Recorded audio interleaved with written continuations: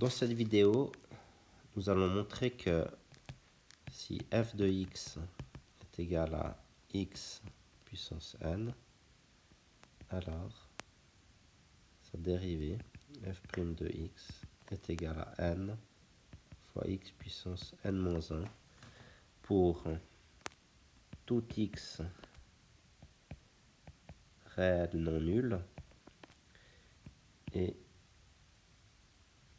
pour tout n appartenant aux entiers relatifs négatifs et non nuls. Donc, pour ce faire, déjà, nous allons montrer cette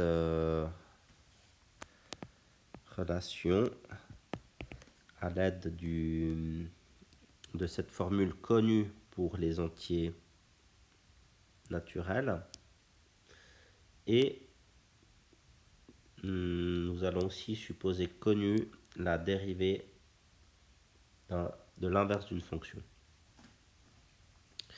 Remarque, petite remarque, le domaine de définition, si l'entier n est négatif, nous aurons R étoile comme domaine de définition, comme par exemple x à la puissance moins 3 qui peut s'écrire comme 1 sur x puissance 3.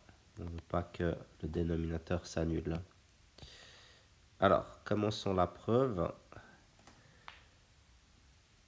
X à la puissance n, donc n est strictement négatif, c'est un entier négatif. On va ici l'écrire comme 1 sur x puissance moins n, comme ça notre x à la puissance moins n sera avec un exposant positif. Et là on peut écrire en utilisant la règle de dérivation de l'inverse. Donc moins x puissance moins n prime sur x puissance moins n au carré. Donc là, je peux appliquer la formule si on a un entier positif à l'exposant.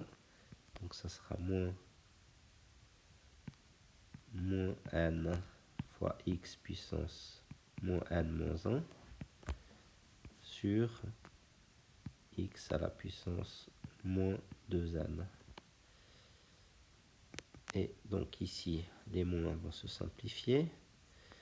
Le x puissance moins 2n au dénominateur, on peut, en changeant de signe de l'exposant, le passer au numérateur. Donc on aura n fois x à la puissance moins n moins 1 fois x à la puissance 2n. Donc pour une même base, on peut additionner les exposants. Donc n fois x à la puissance moins n moins 1 plus 2n.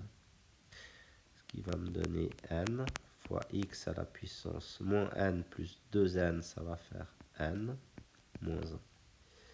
Et donc, on arrive ainsi à la formule voulue pour des entiers négatifs.